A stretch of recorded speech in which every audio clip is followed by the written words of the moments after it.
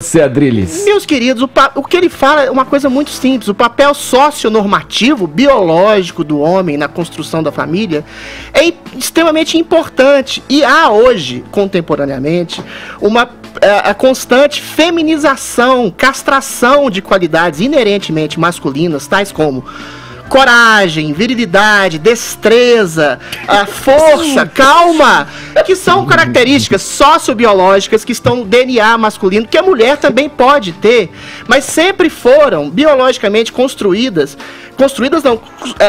biologicamente intrínsecas ao homem, e que esse tipo de coisa faz com que os homens tenham qualidades, tenham tipos de qualidades que sejam distintos das mulheres. Você está falando aí, Fefito, que o lixeiro pode ser mulher, mas a maioria dos lixeiros são homens. A maioria dos caminhoneiros são homens. A maioria dos cabeleireiros é homem.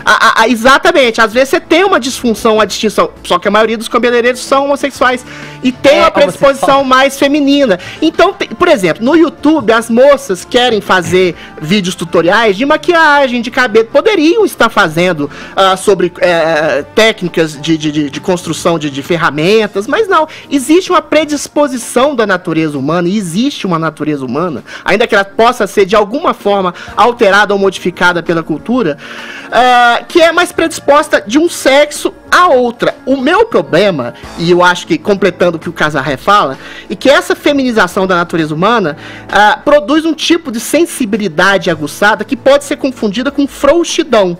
E aí, quando você cria um parâmetro de vitimismo permanente, de choradeira permanente, você vai criar uma geração de pessoas mimadas, de homens mimados, que não vão atrás de nada e querem tudo pra si. Eu posso falar por mim. Eu fui criado, Fefito, por vó e tias. Olha só, eu fiquei meio afrescalhado. E de certa forma, não no sentido sexual, mas no sentido ruim do termo. Eu demorei a sair de casa, eu demorei a me liberar, eu demorei a ir atrás das coisas que eu quero, exatamente por essa atmosfera de proteção. Eu acho que o que ele quis dizer, o Casarré, além da questão da proteção masculina, é a questão da virilidade no sentido mais amplo do termo, de sair para conquistar as coisas, de querer algo. E esse tipo de virilidade, esse tipo de masculinidade é confundida com machismo, com a masculinidade tóxica que quer transformar a mulher numa presa pra si. Mas a questão da proteção, inclusive eu tava falando com a Paulinha hoje esse assunto, a mulher quer ser protegida. Adriles. Ela se seduz por alguém que a protege. Adriles. Deixa eu te fazer uma pergunta. Não, eu acho importante. Eu costumo valorizar. E ela concordando. Testemunho. Testemunho de vida, meus camaradas, é um testemunho de vida, tá na história individual do Adriles. Eu faço a leitura, Adriles, que você ressente a falta de uma figura masculina, então. Já que você quase se autodepreciou, dizendo aí, né, que foi criado pela tia, pela mãe, apenas sob o olhar feminino. Tá certa a minha leitura? Primeiro, eu queria saber. Não necessariamente, eu nunca senti a falta, embora sentisse muito afeto por ele, ele fosse muito diferente de mim, do meu pai que faleceu recentemente, inclusive. Mas eu tinha um arrimo de família, tinha um tio que cuidava de toda a família. Que representava a figura. São essas as qualidades masculinas às quais eu tô fazendo apologia, e que eu acho que o Casarré tá fazendo também. Eu queria ouvir Paulinha. Claro que uma mulher pode fazer isso tudo também. É isso. Mas existe um parâmetro que é masculino. Deixa eu só fazer a ponte pra você falar, Paulinha. Quero ouvir Vini também. E aí retomo com o Fefito, que trouxe pra gente a polêmica. Eu tenho dados. Eu tenho dados, tá? Eu acho que tudo na nossa vida, ele é primeiramente baseado na questão moral e ética, e a partir do que você absorve enquanto princípio na tua criação. E da biológica também. Bom, ok, vamos lá. A figura do homem ali, ela está dentro de uma completude do que é a existência, a reprodução biológica, a figura da mãe, acolhedora, materna no seio, já desde sempre do útero. O homem vem com aquele aparato complementando o que aquela mãe oferece para a criança. Então eu acho que, primeiro, o parâmetro ele é sempre ético, moral e baseado em princípios, independentemente da questão, primeiro, masculina e feminina. Agora, eu concordo quando o Adriles diz que existe essa substituição das figuras. Quer dizer, o homem vai ficando, a partir dessa declaração do Juliano Casarré, vai ficando uma figura totalmente dispensável. E ele é dispensável até posso considerar que ele é dispensável a partir do momento em que ele também, se na visão dele representa a segurança do mundo, representa a insegurança também. Sim. Então, para confirmar o que eu estou dizendo, para tentar dar uma base do que eu estou dizendo, assim, não é a figura em si, o gênero em si que define isso. Não. E o que ele pode propagar a partir das suas ações. Mas existe um ódio ressentido em relação à figura patriarcal masculina. Não, mas aqui, com alguma razão, realmente o homem explorou um pouco a mulher, ele tinha uma figura central, mas ele ajudava. Uma coisa que é importante. Vai, Paulinha. Uma coisa é a masculinidade e a outra coisa é a masculinidade tóxica, machismo.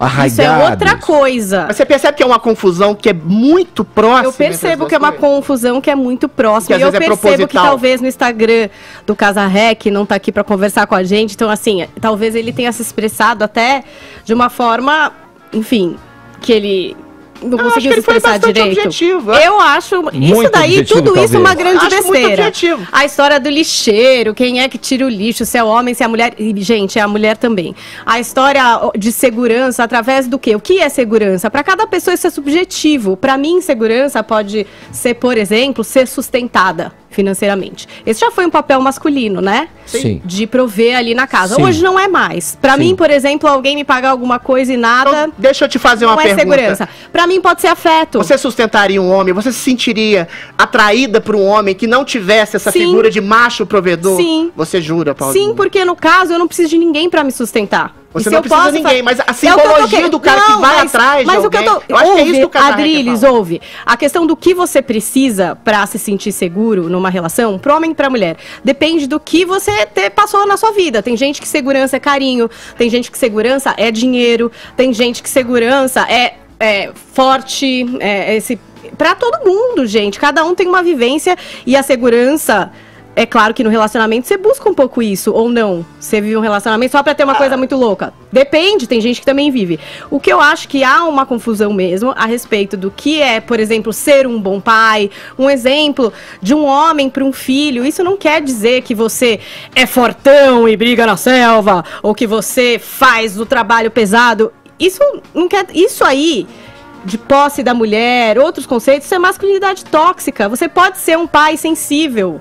Ô, Vini, você pode ser uma figura masculina diferente sim, do que se imaginou antes. Dos estereótipos. Isso seria o ideal. E sim, isso não é ruim, Adriles. Tem muita mulher, e eu me incluo nesse grupo, que procura muito mais do que um gorila que para a rua para atravessar com os meus filhos. Eu procuro um outro lance. Eu acho que sensibilidade, para mim, é um lance muito importante. Humor é uma coisa essencial.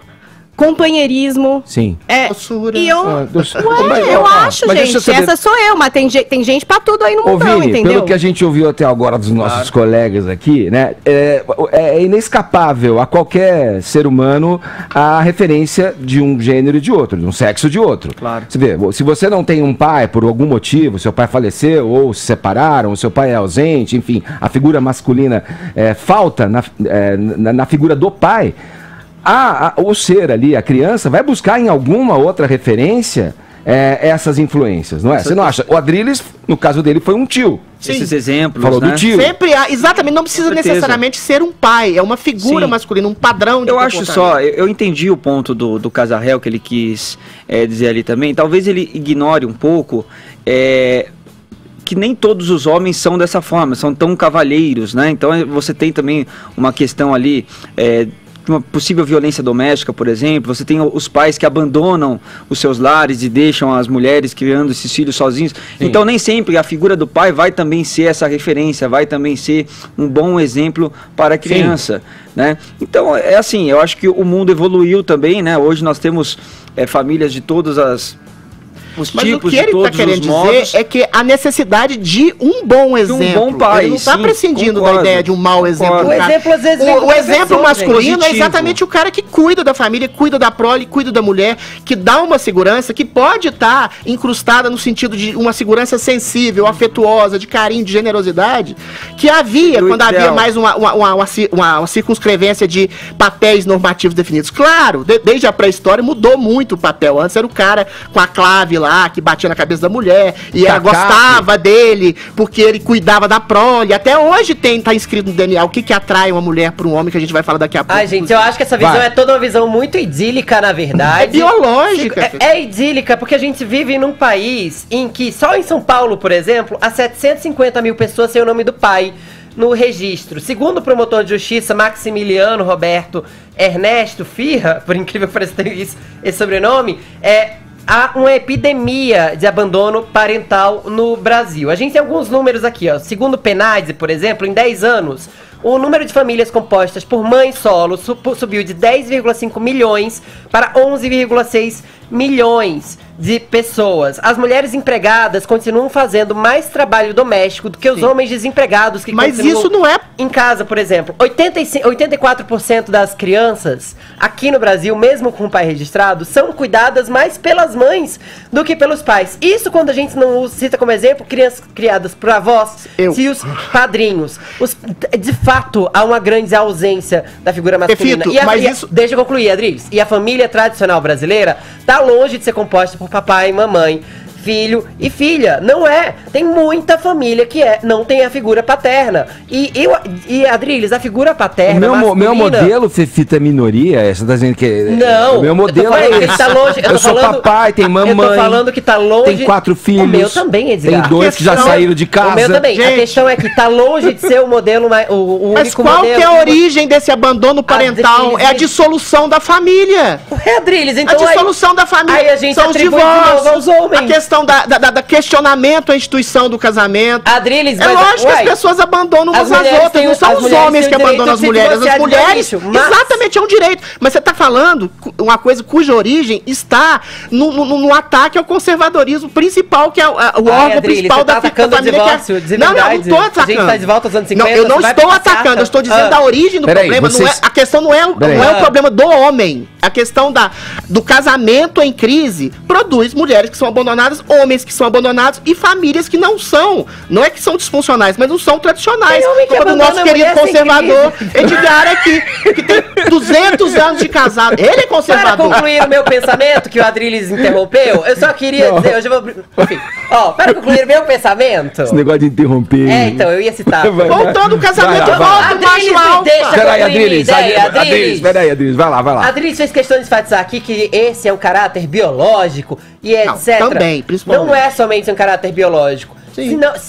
Se prover uma família e ser um exemplo de força fosse um caráter biológico, a gente não teria, por exemplo, mulheres masculinizadas, homens criados por mulheres muito fortes, que não são masculinizadas, mas são igualmente fortes e provedoras.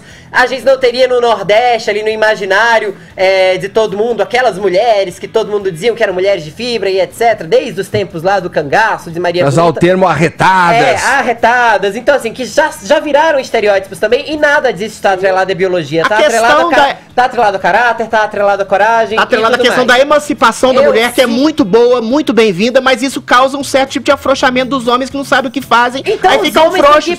Aí um tanto de gente com essa cultura ressentida dizendo que toda masculinidade é tóxica, o cara fica frouxo mesmo. Tóxica não, Adriles, mas dependendo do discurso de alguns homens, existe um discurso ressentido feminista, ela é bem frágil. Que ataca, sim, exatamente os homens. Vamos virar, vai, vamos girar, vai. Vamos virar o assunto.